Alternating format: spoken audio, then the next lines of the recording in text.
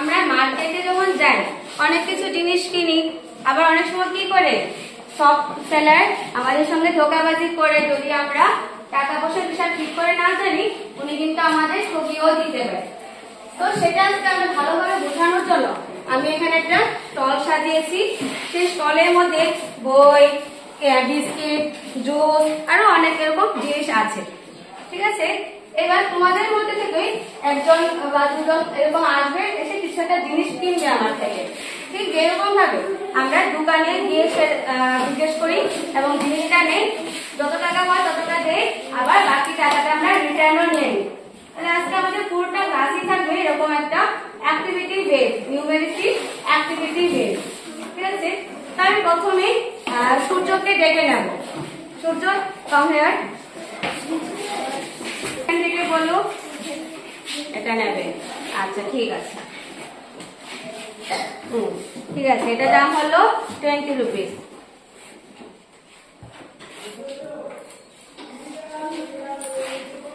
না, এটা তোমার বেশি টাকা ছিল, এটা তোমাকে আমি দিয়ে দিলাম। ঠিক আছে, আবার আসবে।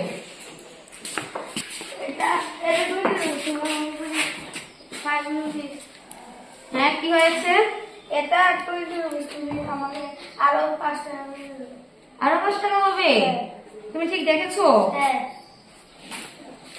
ও, এটা কত টাকার নোট? 20 টাকা। 20 টাকা, রাইট, 20 রুপিস। এটা কত টাকার করে? 5 টাকা। তাহলে সূর্য কি ও হিসাবটা জানে? এটার দাম ছিল 20 টাকা, ও আমাকে 50 রুপিস দিয়েছে। ইন রিটার্ন আমি ওকে 25 রুপিস দিয়েছি। তাহলে ও আরো কত টাকা পাবে? 5 টাকা। সেটা আমরা কিভাবে বের করবো? ও আমাকে 50 রুপিস দিয়েছে, জুসের দাম, তাহলে ওকে আমি কত রিটার্ন করবো? 30 রুপিস। কিন্তু আমি তাকে কত দিয়েছি? 25। তাহলে এরকম ভাবে কিন্তু দোকানদার আমাদেরকে ঠকিয়ে দিতে পারে, সেই কারণে আমাদেরকে হিসাবটা জানতে হবে। ওকে সুরিয়া, তাহলে তুমি আমার থেকে 30 রুপিস পাবে। হলো? ঠিক আছে, তোমার দুষ্টা নিয়ে যাও। ওকে, ঠিক আছে। এবার মেয়েদের মধ্যে থেকে আরেকটা দেখো তো, এটা নেবে? আচ্ছা, ও দেখো সুইচ স্টলে একটা কেক নিয়েছে। দাও, আমাকে টাকা দাও। টাকা দিয়েছো? আচ্ছা ঠিক আছে।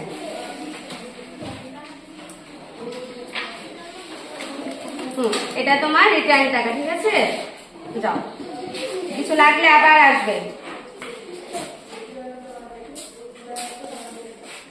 আরো কিছু লাগলে এসে নিয়ে যেতে পারেন।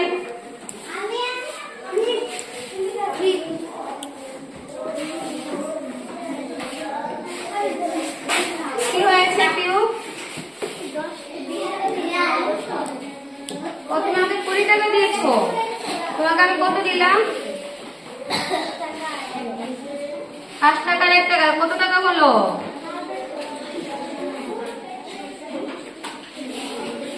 কম দিয়েছি?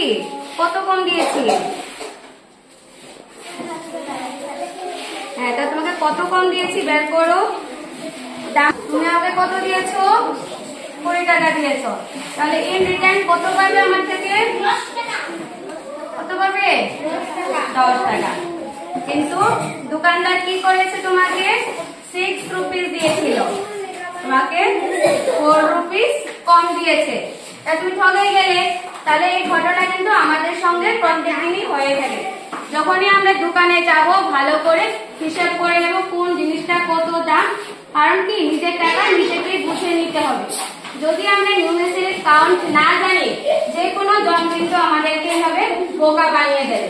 ঠিক আছে, নেক্সট টাইম পিউ যখনই দোকানে দেবে, দোকানে থাকার সময় ভালো করে দেখে নেবে কোন জিনিসটার কত দাম। ঠিক আছে, তোমার টাকা নিয়ে যাও,